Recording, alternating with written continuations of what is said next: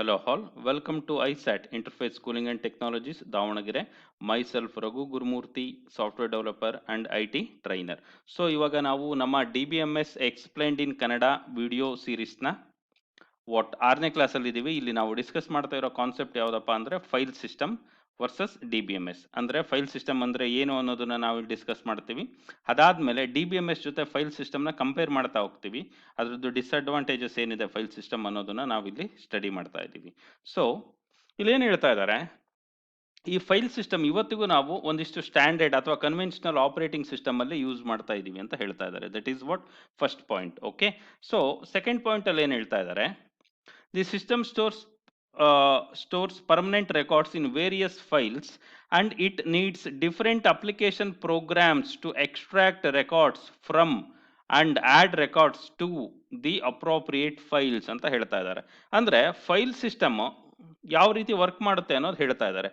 File system ಅಲ್ಲಿ ಎಲ್ಲಾ data ಒಂದೇ ಫೈಲಲ್ಲಿ ಸ್ಟೋರ್ ಆಗಿರೋಲ್ಲ, ಬೇರೆ ಬೇರೆ ಫೈಲಲ್ಲಿ ಏನಾಗಿರುತ್ತೆ ಸ್ಟೋರ್ ಆಗಿರುತ್ತೆ. ಸೊ ಹಾಗಾಗಿ ನಾವು ಬೇರೆ ಬೇರೆ ಪ್ರೋಗ್ರಾಮ್ ಅಪ್ಲಿಕೇಶನ್ ಪ್ರೋಗ್ರಾಮ್ಸ್ನ ಯೂಸ್ ಮಾಡಬೇಕಾಗುತ್ತೆ. ಏನಕ್ಕಪ್ಪ ಅಂದರೆ ಡೇಟಾನ ಆಕ್ಸೆಸ್ ಮಾಡೋದಕ್ಕೆ ಅಥವಾ ಎಕ್ಸ್ಟ್ರಾಕ್ಟ್ ಮಾಡೋದಕ್ಕೆ ಅಥವಾ ಡೇಟಾನ ಆ್ಯಡ್ ಮಾಡೋದಕ್ಕೆ. ಓಕೆ, ಸೊ ನಾವೇನು ಮಾಡಬೇಕಾಗುತ್ತೆ, ಬೇರೆ ಬೇರೆ ಅಪ್ಲಿಕೇಶನ್ ಪ್ರೋಗ್ರಾಮ್ಸ್ನ ಯೂಸ್ ಮಾಡಬೇಕಾಗುತ್ತೆ ಅಂತ ಹೇಳ್ತಾ ಇದ್ದಾರೆ. ಇದಾದ್ಮೇಲೆ ಮೂರನೇ ಪಾಯಿಂಟಲ್ಲಿ ಏನು ಹೇಳ್ತಾ ಇದ್ದಾರೆ ಅಂದರೆ, before database management system were introduced, organizations usually stored information in such systems ಅಂತ ಹೇಳ್ತಾ ಇದ್ದಾರೆ. ಅಂದ್ರೆ ಡೇಟಾಬೇಸ್ ಮ್ಯಾನೇಜ್ಮೆಂಟ್ ಸಿಸ್ಟಮ್ ಇಂಟ್ರೊಡ್ಯೂಸ್ ಆಗ್ಲಿಕ್ಕಿಂತ ಮುಂಚೆ ನಾವುಗಳು ಡೇಟಾನ ಸ್ಟೋರ್ ಮಾಡೋದಕ್ಕೆ ಫೈಲ್ ಸಿಸ್ಟಮ್ನ ಯೂಸ್ ಮಾಡ್ತಾ ಇದ್ವಿ ಅಂತ. ಓಕೆ, ಸೊ ಈ ಡಯಾಗ್ರಾಮ್ ಅಲ್ಲಿ ನಮಗೆ ಕ್ಲಿಯರ್ ಆಗಿ ಗೊತ್ತಾಗುತ್ತೆ ಫೈಲ್ ಸಿಸ್ಟಮ್ ಯಾವ ರೀತಿ ವರ್ಕ್ ಆಗುತ್ತೆ ಅಂತ. ನೋಡ್ತಾ ಬನ್ನಿ, ಇಲ್ಲಿ ಮಾರ್ಕೆಟಿಂಗ್ ರಿಲೇಟೆಡ್ ಇನ್ಫಾರ್ಮೇಶನ್ನ ನಾವು ಫೈಲ್ 1, ಫೈಲ್ 2, ಫೈಲ್ 3 ಅದೇ ಹೇಳ್ತಾ ಇರೋದು. ಎಲ್ಲ ಇನ್ಫಾರ್ಮೇಶನ್ ಒಂದೇ ಫೈಲಲ್ಲಿ ಇರೋಲ್ಲ, ಫೈಲ್ ಸಿಸ್ಟಮ್ ಅಲ್ಲಿ ಬೇರೆ ಬೇರೆ ಫೈಲಲ್ಲಿ ಇರುತ್ತೆ. ಇಲ್ಲಿ 3 ಫೈಲಲ್ಲಿ ಇದೆ. ಇದನ್ನ ಅಪ್ಲಿಕೇಶನ್ ಪ್ರೋಗ್ರಾಮ್ಸ್ ಮುಖಾಂತರ ನಾವೇನ್ ಮಾಡ್ತಾ ಇದೀವಿ, ಆಕ್ಸೆಸ್ ಮಾಡ್ತಾ ಇದೀವಿ ಅಥವಾ ಆಪರೇಟ್ ಮಾಡ್ತಾ ಇದೀವಿ. ಬರೀ ಆಕ್ಸೆಸಿಂಗ್ ಅಷ್ಟೇ ಅಲ್ಲ, ಅದಕ್ಕೆ ಇನ್ಸರ್ಟ್ ಮಾಡೋದಿರ್ಬೋದು, ಅಪ್ಡೇಟ್ ಮಾಡೋದಿರ್ಬೋದು, ಡಿಲೀಟ್ ಮಾಡೋದಿರ್ಬೋದು, each and every operations. Same thing continues with respect to manufacturing, inventory as well as payroll. ಓಕೆನಾ, this is what file system. Okay, so ಇದರಲ್ಲಿ ನಾವು ಮುಖ್ಯವಾಗಿ ತಿಳ್ಕೊಬೇಕಾಗಿರೋ ಕಾನ್ಸೆಪ್ಟ್ ಏನಪ್ಪಾ ಅಂತ ಅಂದ್ರೆ, ಫೈಲ್ ಸಿಸ್ಟಮ್ ಅಲ್ಲಿ ನಾವು ಎಲ್ಲಾ ಡೇಟಾನ ಒಂದೇ ಫೈಲಲ್ಲಿ ಸ್ಟೋರ್ ಮಾಡಲ್ಲ, ಬೇರೆ ಬೇರೆ ಫೈಲಲ್ಲಿ ಸ್ಟೋರ್ ಮಾಡ್ಕೊಂಡಿರ್ತೀವಿ. ಅದರಿಂದ ಏನಾಗುತ್ತಪ್ಪ ಫೈಲ್ ಸಿಸ್ಟಮ್ ಅಲ್ಲಿ ಅಂತ ಅಂದ್ರೆ, ಡೇಟಾ ಡೂಪ್ಲಿಕೇಶನ್ ಆಗುತ್ತೆ. ಅದನ್ನ ನಾವೇನ್ ಮಾಡ್ಬೇಕಾಗುತ್ತೆ, ಹ್ಯಾಂಡಲ್ ಮಾಡ್ಬೇಕಾಗುತ್ತೆ. ಓಕೆ, ಫೈಲ್ ಸಿಸ್ಟಮ್ದು ಒಂದು ಮೇಜರ್ ಪ್ರಾಬ್ಲಮ್ ಅಂತ ಅಂದ್ರೆ ಡೇಟಾ ಡೂಪ್ಲಿಕೇಶನ್. ಯಾವ ರೀತಿ ಡೇಟಾ ಡೂಪ್ಲಿಕೇಶನ್ ಆಗುತ್ತೆ, ನೋಡ್ತಾ ಬನ್ನಿ. ಇಲ್ಲಿ ಮಾರ್ಕೆಟಿಂಗ್ ಇನ್ಫಾರ್ಮೇಶನ್ ಇರುತ್ತೆ. ಇದನ್ನ ನಾವು ಒಂದು 3 ಫೈಲಲ್ಲಿ ಸ್ಟೋರ್ ಮಾಡ್ತಾ ಇದ್ದೀವಿ. Okay, file 1, file 2, file 3. ಇದರಲ್ಲಿ ನಾನೇನು ಮಾಡಿರ್ತೀನಿ, ಫಸ್ಟ್ ಬಂದ್ಬಿಟ್ಟು ಒಂದಿಷ್ಟು ಕಸ್ಟಮರ್ ಡೀಟೇಲ್ಸ್ ಇರುತ್ತೆ, ಆಮೇಲೆ ರಾ ಮಟೀರಿಯಲ್ ಡೀಟೇಲ್ಸ್ ಇರುತ್ತೆ, ಅದಾದ್ಮೇಲೆ ರೆಸಿಪ್ಟ್ ಡೀಟೇಲ್ಸ್ ಇರುತ್ತೆ. ಇಲ್ಲಿ ಕಸ್ಟಮರ್ ಇರ್ತಾರೆ, ರಘು ಅಂತಾನೆ ಕಸ್ಟಮರ್ ಇದ್ದಾರೆ ಅಂದ್ಕೊಳ್ಳಿ. ಅದೇ ರಘು ಬಂದ್ಬಿಟ್ಟು ಇಲ್ಲೇನಾಗ್ತಾ ಇದೆ, ಪರ್ಚೇಸ್ ಅಲ್ಲೂ ರಘುದು ಡೀಟೇಲ್ಸ್ ಇರುತ್ತೆ ಪರ್ಚೇಸ್ ಮಾಡಿದ್ರೆ. ಸೊ ಅದೇ ರೀತಿ ರೆಸಿಪ್ಟ್ಸ್ ಹಾಕ್ಬೇಕು ಅಂದ್ರೂ ಇಲ್ಲೂ ಡೀಟೇಲ್ಸ್ ಇರುತ್ತೆ. ಇಲ್ಲಿ ಸೇಮ್ ಇನ್ಫಾರ್ಮೇಶನ್ ಏನಾಗ್ತಾ ಇದೆ, ಡೂಪ್ಲಿಕೇಟ್ ಆಗ್ತಾ ಇದೆ. ಓಕೆ, ಸೊ ಡೂಪ್ಲಿಕೇಟ್ ಆಗೋದ್ರಿಂದ ಏನೆಲ್ಲ ಪ್ರಾಬ್ಲಮ್ ಆಗುತ್ತೆ ಅನ್ನೋದನ್ನ ನಾವು ಇವಾಗ ಡಿಸ್ಕಸ್ ಮಾಡ್ತಾ ಹೋಗೋಣ. ಫೈಲ್ ಸಿಸ್ಟಮ್ ಅಲ್ಲಿ ಮೈನ್ ಪ್ರಾಬ್ಲಮ್ ಬಂದ್ಬಿಟ್ಟು ಹಾಗಾದ್ರೆ ಏನದು, ಡೇಟಾ ಡೂಪ್ಲಿಕೇಶನ್. ಓಕೆ, ಇಲ್ಲಿ ನಾವು ಸ್ಲೈಡ್ಸಿಗೆ ಬಂದು ನೋಡೋದಾದ್ರೆ, ಫೈಲ್ ಸಿಸ್ಟಮ್ನ ಇವಾಗ ಡೇಟಾಬೇಸ್ ಮ್ಯಾನೇಜ್ಮೆಂಟ್ ಸಿಸ್ಟಮ್ ಜೊತೆ ನಾವೇನ್ ಮಾಡ್ತಾ ಇದೀವಿ, ಕಂಪೇರ್ ಮಾಡ್ತಾ ಇದೀವಿ. ಇಲ್ಲೇನು ಹೇಳ್ತಾ ಇದ್ದಾರೆ ಅಂದ್ರೆ, file processing system has several major disadvantages, they are as below ಅಂತ ಹೇಳ್ತಾರೆ. ಸುಮಾರು ಏನಿದೆ ಡಿಸ್ಅಡ್ವಾಂಟೇಜಸ್ ಇದೆ ಅಂತ. ಯಾವುದು ಡಿಸ್ಅಡ್ವಾಂಟೇಜಸ್ ಅಂದ್ರೆ, ಫಸ್ಟ್ ಬಂದ್ಬಿಟ್ಟು ಡೇಟಾ ರಿಡೆಂಡೆನ್ಸಿ ಅಂತ ಹೇಳ್ತಾ ಇದ್ದಾರೆ. ಡೇಟಾ ರಿಡೆಂಡೆನ್ಸಿ ಅಂಡ್ ಇನ್ಕನ್ಸಿಸ್ಟೆನ್ಸಿ ಅಂತ. Redundancy nothing but duplication or repetition ಅಂತ. ಡೇಟಾ ಏನಾಗಿರುತ್ತೆ, ರಿಪೀಟ್ ಆಗ್ತಾ ಹೋಗಿರುತ್ತೆ. ಓಕೆನಾ, ಒಂದು ಫೈಲಲ್ಲಿ ಇರುವಂತ ಡೇಟಾ ಪ್ರಾಬಬಲಿ ಇನ್ನೊಂದು ಫೈಲಲ್ಲಿ ಡೂಪ್ಲಿಕೇಟ್ ಆಗಿರುವಂತ ಚಾನ್ಸಸ್ ಇರುತ್ತೆ. ಆ ಕಾರಣಕ್ಕೋಸ್ಕರ ಇಲ್ಲಿ ಏನಾಗುತ್ತಪ್ಪ ಅಂತ ಅಂದರೆ ಡೇಟಾ ಡೂಪ್ಲಿಕೇಶನ್ ಮತ್ತು repetition which results in inconsistency. ಇದನ್ನು ನಾವು ಎಕ್ಸಾಂಪಲ್ ಮುಖಾಂತರ ನಾವು ನೋಡಬೇಕಪ್ಪ ಅಂತ ಅಂದರೆ ನಾನು ಒಂದು ಕಾಲೇಜ್ ಡೇಟಾಬೇಸ್ನ ಕನ್ಸಿಡರ್ ಮಾಡ್ತೀನಿ. Consider the database of college ಅಂತ ಅಂದ್ಕೊಳ್ಳಿ. ಇದರಲ್ಲಿ ಒಂದರಲ್ಲಿ ಸ್ಟೂಡೆಂಟ್ ಇನ್ಫಾರ್ಮೇಷನ್ ಇರುತ್ತೆ.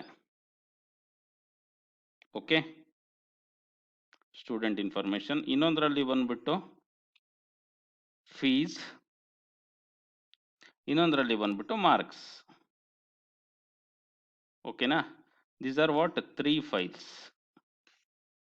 ಓಕೆ, ಸಿ ಸ್ಟೂಡೆಂಟ್ ಇನ್ಫಾರ್ಮೇಷನ್ ಅಲ್ಲೂ ನೇಮ್ ಇರುತ್ತೆ, ಸ್ಟೂಡೆಂಟ್ ನೇಮ್ ಇರುತ್ತೆ. ಅದೇ ರೀತಿ ಬೇರೆ ಬೇರೆ ಇನ್ಫಾರ್ಮೇಷನ್ ಇರುತ್ತೆ, ಇನ್ನೊಂದಿಷ್ಟು ಕಾಲಮ್ಸ್ ಇರುತ್ತೆ ಅಂತ ಅಂದ್ಕೊಳ್ಳಿ. ಅದಾದಮೇಲೆ ಫೀಸಲ್ಲೂ ಅಷ್ಟೇ, ಇಲ್ಲೂ ನೇಮ್ ಇರುತ್ತೆ, student name. Okay, followed by other columns. ಇಲ್ಲೂ ಮಾರ್ಕ್ಸ್ ಅಷ್ಟೇ, ನೇಮ್ ಇರುತ್ತೆ, ಆಮೇಲೆ followed by other columns. C name ಇಲ್ಲಿ ರಘು ಅಂತ ಇರುತ್ತೆ.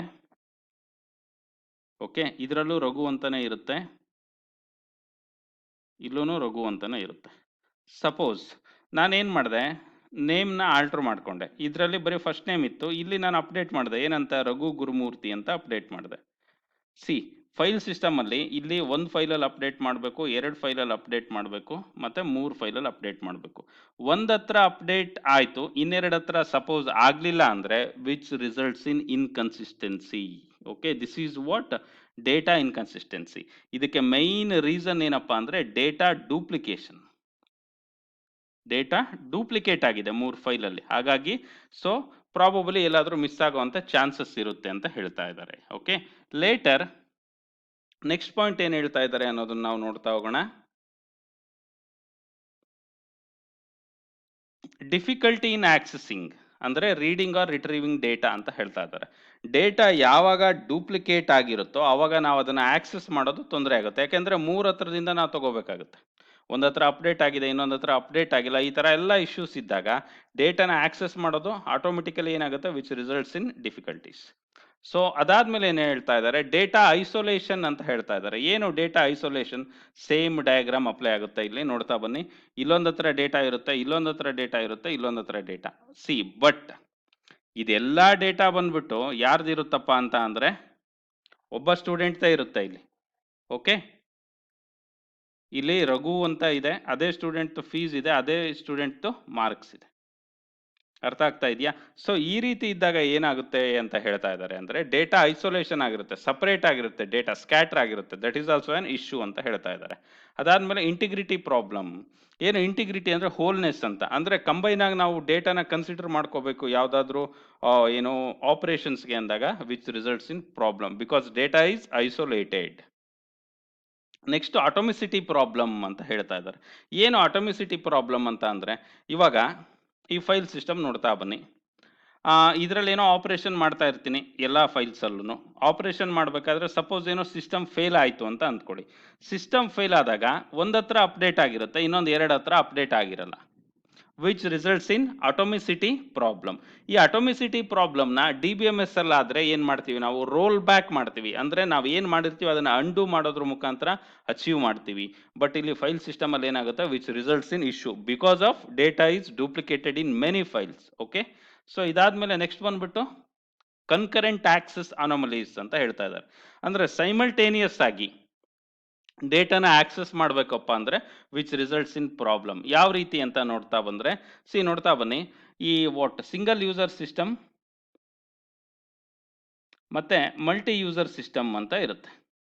ಸಿಂಗಲ್ ಯೂಸರ್ ಅಂದರೆ ಒಬ್ಬ ಯೂಸರ್ ಇರ್ತಾರೆ. ಮಲ್ಟಿ ಯೂಸರ್ ಅಂತ ಅಂದರೆ ಮೋರ್ ದೆನ್ ಒನ್ ಪ್ಲಸ್ ಅಂತ ತಗೊಳ್ಳಿ. ಓಕೆನಾ? ಸೊ ಇಂಥ ಟೈಮಲ್ಲಿ ಮೋರ್ ದೆನ್ ಒನ್ ಯೂಸರ್ ಡೇಟಾನ ಆಕ್ಸೆಸ್ ಮಾಡೋದಕ್ಕೆ ಟ್ರೈ ಮಾಡಿದಾಗ ಅವಾಗ ಏನಾಗುತ್ತಪ್ಪ ಅಂದರೆ ದಟ್ ಈಸ್ ನಥಿಂಗ್ ಬಟ್ ನಾವು ಅದನ್ನು ಕನ್ಕರೆಂಟ್ ಆಕ್ಸೆಸ್ ಅಂತೀವಿ. ಅದು ಸಹ ಪ್ರಾಬ್ಲಮ್ ಆಗುತ್ತೆ ಯಾವುದರಲ್ಲಿ, ಫೈಲ್ ಸಿಸ್ಟಮಲ್ಲಿ. ಓಕೆನಾ? ಸೊ ಇದಾದಮೇಲೆ ನೆಕ್ಸ್ಟ್ ಬಂದ್ಬಿಟ್ಟು ಏನು ಹೇಳ್ತಾ ಇದ್ದಾರೆ, security problems. Of course data duplicate ಆಗಿರುತ್ತೆ, ಡೇಟಾ ಸ್ಕ್ಯಾಟರ್ ಆಗಿರುತ್ತೆ, ಇಂಟಿಗ್ರಿಟಿ ಪ್ರಾಬ್ಲಮ್ ಇರುತ್ತೆ, ಅಟೋಮಿಸಿಟಿ ಪ್ರಾಬ್ಲಮ್ಮು, ಕನ್ಕರೆನ್ಸಿ ಪ್ರಾಬ್ಲಮ್ಸ್. ಕೊನೆಗೆ ಇದೆಲ್ಲ ಹೋಗ್ಬಿಟ್ಟು ಎಲ್ಲಿ ಇನ್ಫ್ಲೂಯೆನ್ಸ್ ಆಗುತ್ತಪ್ಪ ಅಂದರೆ ಡೇಟಾ ಸೆಕ್ಯೂರಿಟಿ ಮೇಲೆ ಏನಾಗುತ್ತೆ, ಇದು ಇನ್ಫ್ಲೂಯೆನ್ಸ್ ಆಗುತ್ತೆ. That is nothing but security problem ಅಂತ ಹೇಳ್ಬೋದು. These are what file system ಮತ್ತು DBMSನ ನಾವು ಕಂಪೇರ್ ಮಾಡಿದಾಗ ನಮಗೆ ಸಿಗುವಂಥ ವಾಟ್ ಡಿಸ್ಅಡ್ವಾಂಟೇಜಸ್.